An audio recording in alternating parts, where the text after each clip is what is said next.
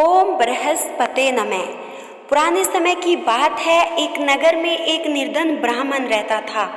वह बहुत धार्मिक था और हर गुरुवार को बृहस्पति देव का व्रत करता था। उसके घर की स्थिति बहुत ही दयनीय थी। न ठीक से भोजन होता, न वस्त्र थे, लेकिन फिर भी वह बृहस्पति देव का पूजन उपवास नहीं छोड़ता। उसी नगर की रानी बहुत घमंडी थी। जब उसने सुना एक गरीब ब्राह्मण के जीवन में बृहस्पति व्रत से बदलाव आ रहा है, तो वह हंसने लगी।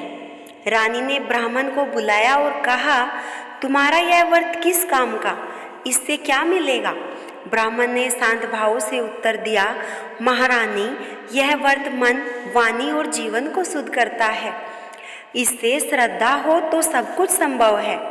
रानी ने ब्राह्मण का उपहास उड़ाया और उसके मन में बृहस्पति देव के प्रति विरोध भाव आ गया। उसने पूरे राजमहल में बृहस्पति को न तो पीला भोजन बनवाया, न पूजा की। यहाँ तक उसने नौकरों से कह दिया, आज कोई व्रत न करे। लेकिन उसी दिन से रानी के जीवन में दुख आने लगी। राजकोष में चोरी हो गई, राजा बीमार पड़ गया और राज्य में अकाल पड़ गया। कुछ समय बाद एक वृद्धा स्त्री रानी के सपने में आई और कहा, तुमने बृहस्पति देव का अपमान किया है। जब तक तुम फिर से श्रद्धा से व्रत न करो, सुख नहीं मिलेगा। नींद खुली तो रानी घबरा गई। अगले बृहस्पतिवार से उसने बृहस्पति देव का विधि पूर्वक पूजन किया, पीले वस्त्र पहने, पीले फल और चने का दान किया। धीरे धीरे सब कुछ सुधरने लगा। राजा की सेहत ठीक हुई, धन धान्य लौटा और राज्य में खुशहाली आ गई। रानी ने ब्राह्मण को बुलाया, अक्षमा मांगी और कहा, आपका विश्वास सच्चा था। बृहस्पति देव की कृपा से ही जीवन में सुख और शांति मिलती है।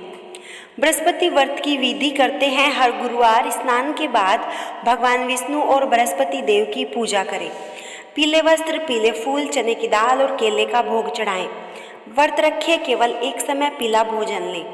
कथा के बाद आरती करें और पीले वस्त्र या भोजन का दान करें। व्रत 7, 11 या 21 बृहस्पतिवार तक करें। उसके बाद उद्यापन करें।